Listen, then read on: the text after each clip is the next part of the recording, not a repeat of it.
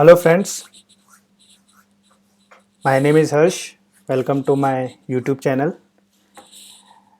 Last session में हम लोगों ने देखा था कि how we will install the Angular और हम लोगों ने जो इंस्टॉलेशन था एंगुलर 10 का वो अपने सिस्टम में किया था। आज हम लोग देखेंगे कि जब भी हम लोग एंगुलर को डाउनलोड करते हैं तो उसके बाद जो कौन कौन से फाइल्स और फोल्डर्स जो है वो एंगुलर हमको प्रोवाइड करता है। तो लास्ट सेशन में मैंने एक प्रोजेक्ट बनाया था जिसका नाम जो था वो डैशबोर्ड था और डैशबोर्ड जो फोल्डर था वो मैंने ng न्यू डैशबोर्ड जो कमांड है उसका यूज़ किया था और जिसके बाद मेरा प्रोजेक्ट बना था। तो जैसे ही मेरा प्रोजेक्ट बना मैंने ng सर्व किया, मेरा प्रोजेक्ट रन हुआ और फिर मैंने ng सर्व किया तो मेरा जो प्रोजेक्ट है वो localhost:4200 पे रन हुआ। तो दोस्तों आप देखोगे कि जो डैशबोर्ड फोल्डर है इसके अंदर काफ़ी सारे फोल्डर्स बने हुए हैं। तो एक एक करके हम लोग इसको समझते हैं। इसके अंदर जो फर्स्ट फोल्डर है E2E, basically we use this folder for the automation testing. So ये फोल्डर जो है ऑटोमेशन टेस्टिंग के लिए यूज़ होता है। नोड मॉड्यूल जो फोल्डर है ये जब हम लोग प्रोजेक्ट बनाते हैं एंगुलर में तो आपने देखा कि package.json जो है उसके अंदर काफ़ी सारी डिपेंडेंसीज़ हैं और डेव डिपेंडेंसीज़ हैं। तो ये जो सारे मॉड्यूल्स हैं ये बेसिकली सब मॉड्यूल्स जो हैं ये एंगुलर जो है वो यूज़ करता है। तो जब भी हमारा प्रोजेक्ट बनेगा तो हम लोगों को ये सारे मॉड्यूल्स जो हैं वो इंस्टॉल करने पड़ेंगे। तो जैसे ही हम ng new dashboard ng new project जैसे हम लोग वो कमांड रन करते हैं और जब हमारा प्रोजेक्ट रन होता है तो ऑटोमेटिक ये सारे जो पैकेजेस हैं जो कि package.json में मेंशन होता है वो सब जो है नोड अंडरस्कोर मॉड्यूल फोल्डर में इंस्टॉल हो जाता है और चला जाता है। तो आप जैसे यहाँ पे देखेंगे कि काफ़ी सारे जो फोल्डर्स है वो बन चुके हैं। आपने यहाँ पर एक बात नोटिस किया होगा कि जो नोड मॉड्यूल फोल्डर है उसमें काफ़ी सारे फोल्डर्स दिख रहे हैं, जबकि जो डिपेंडेंसीज़ है हमारा और जो डेव डिपेंडेंसीज़ हैं जो कि हमारे package.json में है इसके अंदर काफ़ी लिमिटेड मॉड्यूल्स हैं। तो ऐसा इसलिए हो रहा है दोस्तों कि जैसे फॉर एग्ज़ाम्पल जो एंगुलर फॉर्म्स हैं वो भी काफ़ी सारे मॉड्यूल्स यूज़ करता होगा, उसका भी एक package.json होगा या कोई भी मॉड्यूल ले सकते हैं जैसे एंगुलर CLI है या कर्मा है। तो इन सभी का एक package.json होगा और वो बाकी के मॉड्यूल्स भी यूज़ करते होंगे। इसी के कारण बहुत सारे मॉड्यूल्स जो हैं वो हमारे सिस्टम में इंस्टॉल हो चुके हैं। जो सबसे इम्पॉर्टेंट फोल्डर है उसको वो फोल्डर का नाम है SRC फोल्डर जिसको हम लोग सोर्स बोलते हैं। और इसके अंदर अगर आप जाओगे तो इसके अंदर एक फोल्डर है जो ऐप फोल्डर है। ये सबसे इम्पॉर्टेंट फोल्डर है जिसको हम लोग यूज़ करने वाले हैं। तो पूरे प्रोजेक्ट में हम लोग सबसे ज़्यादा जो है वो ऐप फोल्डर में ही काम करेंगे। उसके बाद एक एसेट्स फोल्डर भी है। तो अगर सपोज करो आपको कोई इमेजेस रखना है या फिर आपको कोई जेसन फाइल रखना है तो आप एसेट्स फोल्डर जो है उसके अंदर जो भी आपके एसेट्स है उसको रख सकते हैं। इन्वायरमेंट बेसिकली अगर आपको प्रोडक्शन में या डेवलपमेंट जो भी आपका इन्वायरमेंट सेट करना है प्रोजेक्ट के लिए वो कर सकते हैं। जो favicon.ico है ये बेसिकली बाय डिफ़ॉल्ट एक इमेज मिलता है और जो index.html है क्योंकि एंगुलर हम लोग यूज़ करते हैं सिंगल पेज एप्लीकेशन बनाने के लिए। तो जो सिंगल पेज एप्लीकेशन होता है उसमें हमेशा एक ही index.html होगा। तो वो index.html जो है हम लोगों ने यहाँ पे देख सकते हैं। और यहाँ पे man.ts फाइल भी है जिसके अंदर हमारा एक मॉड्यूल है ऐप मॉड्यूल, वो यहाँ पे इंक्लूडेड है। ऐप मॉड्यूल के अंदर अगर हम लोग जाएंगे तो उसके अंदर हमारे जो भी कंपोनेंट्स हैं जैसे ऐप कंपोनेंट जो डिफ़ॉल्ट कंपोनेंट है वो इसके अंदर है। आपको याद होगा जब मैं इंस्टॉलेशन कर रहा था तो मेरे सामने क्वेश्चन आया था कि do you want angular routing और मैंने वहाँ पे यस बोला था। तो ऐप राउटिंग भी ऑलरेडी इंस्टॉल्ड हो चुका है।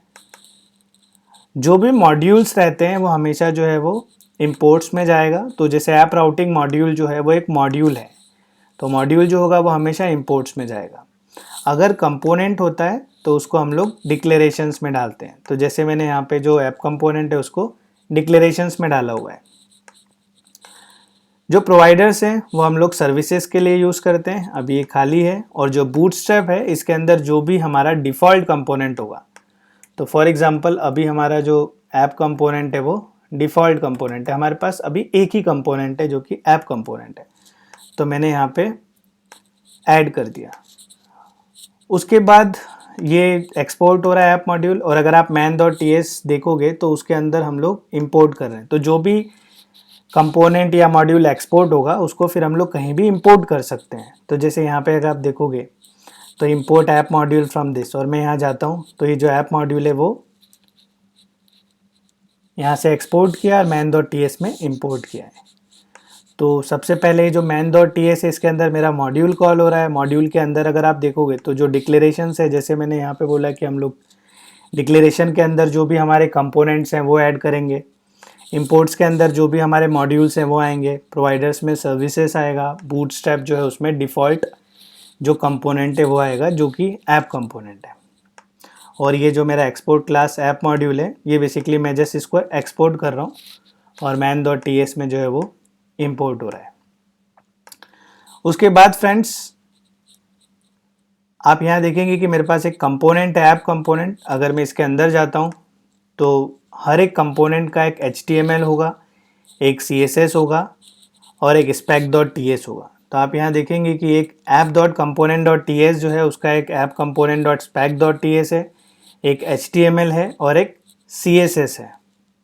तो जब भी हम लोग कोई भी कंपोनेंट बनाएंगे तो ये 4 फाइल्स जो हैं वो हम लोग बनाते हैं। और जो भी HTML है, जो भी हमको ब्राउज़र में दिखता है वो HTML है, जो भी CSS देना है वो हम लोग इसके component.css में डाल सकते हैं। जो सिलेक्टर है वो बेसिकली जो ऐप रूट हम लोग यहाँ पे देख रहे हैं, यहाँ पे अगर आप देखोगे ऐप रूट जो है वो इसका नाम है, और इसको हम लोग जो index.html है यहाँ पर हम लोग कॉल कर रहे हैं, तो उसको हम लोग डायरेक्टिव बोलते हैं। जो component.ts में जो अपना सिलेक्टर है वो डायरेक्टिव है जिसको हम लोग index.html में कॉल कर रहे हैं। तो ऐप.मॉड्यूल के बूटस्ट्रैप में भी है, मतलब ये डिफ़ॉल्ट कंपोनेंट है, और इस जो कंपोनेंट का नाम है उसको हम लोग index.html में कॉल कर रहे हैं, तो ये कंपोनेंट जो है वो कॉल हो रहा है। और अगर आप HTML देखेंगे तो ये HTML का कोड है जो आपको यहाँ पे ब्राउज़र में दिख रहा है। अगर मुझे इसके अंदर कुछ चेंजेस करना है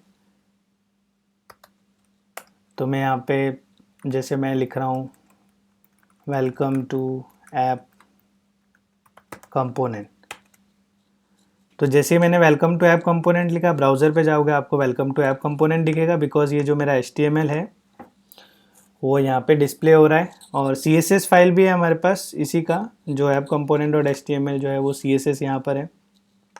CSS अभी खाली हम लोगों ने इसके अंदर कुछ कोड किया नहीं है। तो गाइज़ अभी हम लोग डिस्कस कर रहे हैं कि जो एंगुलर का स्ट्रक्चर है, जो हम लोग डाउनलोड करने के बाद जो फाइल्स हमें मिलती है वो सारी फाइल्स हम लोग यहाँ पे देख रहे हैं।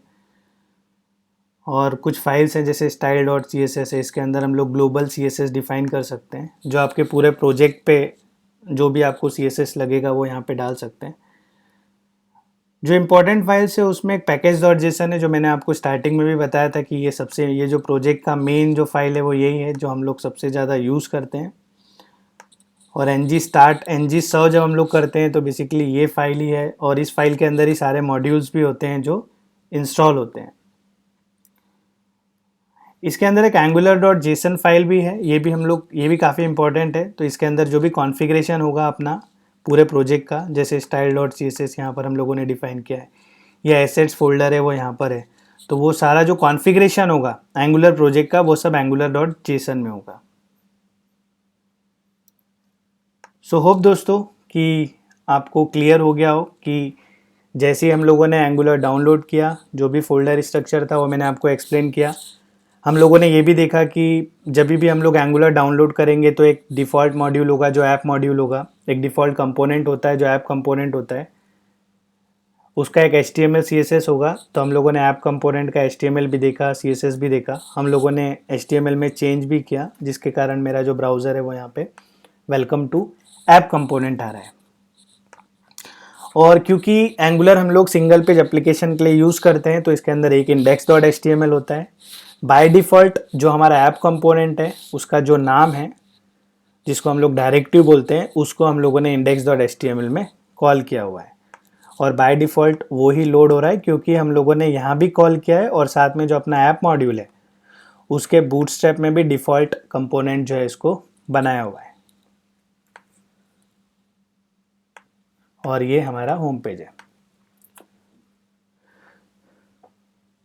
सो आने वाले सेशन में दोस्तों हम लोग डिस्कस करेंगे कि हम लोग कंपोनेंट कैसे अपना बना सकते हैं, how to create a new components and how we can call the component. So that we are going to see in the next session.